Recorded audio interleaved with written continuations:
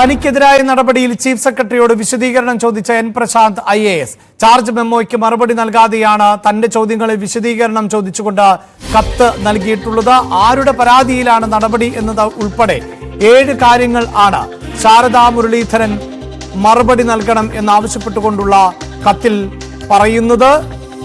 ഇതിനുശേഷം ചാർജ് മെമ്മോയ്ക്ക് മറുപടി നൽകും എന്നുമാണ് കത്തിൽ വ്യക്തമാക്കിയിട്ടുള്ളത്. VV അരുണാണ് വാർത്തയുടെ വിശദാംശങ്ങളുമായി ചേരുന്നത്.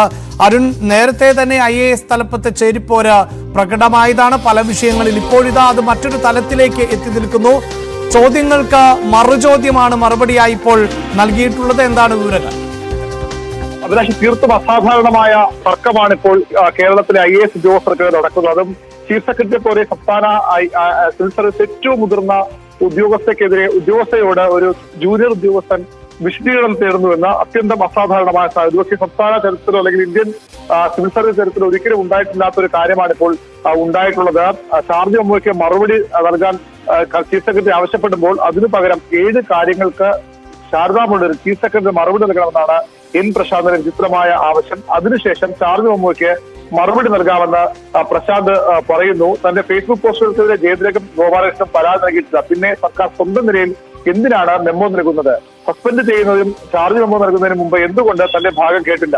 ചാർജ് മെമ്മോയ്ക്കൊപ്പം വെച്ച തന്റെ ഫേസ്ബുക്ക് പോസ്റ്റുകളുടെ സ്ക്രീൻഷോട്ടുകൾ ആരാണ് ശേഖരിച്ചത്? ഏത് സർക്കാർ ഉദ്യോഗസ്ഥന്റെ അക്കൗണ്ടിൽ നിന്നാണ് ഈ കാര്യം ശേഖരിച്ചത്? ഏത് ഉദ്യോഗസ്ഥരെയാണ് സർക്കാർ ഇതിനെ ചുമതലപ്പെടുത്തിയത്? തനിക്ക് കൈമാറിയ സ്ക്രീൻഷോട്ടിൽ കാണുന്നത് സ്വകാര്യ വ്യക്തിയുടെ അക്കൗണ്ടാണ്. അങ്ങനെയെങ്കിൽ ഒരു സ്വകാര്യ വ്യക്തിയുടെ അക്കൗണ്ടിൽ നിന്നാണ് ചാർജ് മെമ്മോ തയ്യാറാക്കിയതെന്ന് വ്യക്തമാണ്. ഇതിന് ചീഫ് സെക്രട്ടറി മറുപടി നൽകണം. IT നിയമപ്രകാരം ഡിജിറ്റൽ സ്ക്രീൻഷോട്ടുകൾ സർട്ടിഫൈ ചെയ്തത് കൃത്രിമം ഇല്ല എന്ന് സർക്കാർ ഉറപ്പുവരുത്തി തുടങ്ങിയ ചോദ്യങ്ങൾ ചീഫ് സെക്രട്ടറിയോട് ചോദിക്കുകയാണ് എൻ പ്രശാന്ത്. ചീഫ് സെക്രട്ടറി ഇതിന് മറുപടി പറയണമെന്നാണ് പ്രശാന്തിന്റെ ആവശ്യം. ഒരുപക്ഷെ വിചിത്രമെന്ന് പറയാം. പക്ഷേ IAS തലത്തിലെ ചേരിപ്പോര് അത്രമാത്രം രൂക്ഷമാണ് സംസ്ഥാനത്ത്. ചീഫ് സെക്രട്ടറിയെ പോലും വെല്ലുവിളിക്കാൻ തയ്യാറാണ് ഉദ്യോഗസ്ഥർക്ക്. സ്വാഭാവികമായും അദ്ദേഹം പുറത്തേക്കുള്ള വഴി തേടുകയാണെന്ന് വ്യക്തമാണ്. തികച്ചും അസാധാരണമായ നടപടിക്രമങ്ങളിലൂടെ സംസ്ഥാനത്തെ IAS ചേരിപ്പോര് മുന്നോട്ട് പോവുകയാണ്. വാർത്തയുടെ വിശദാംശങ്ങൾ ആണ് VV അരുൺ നൽകിയത്.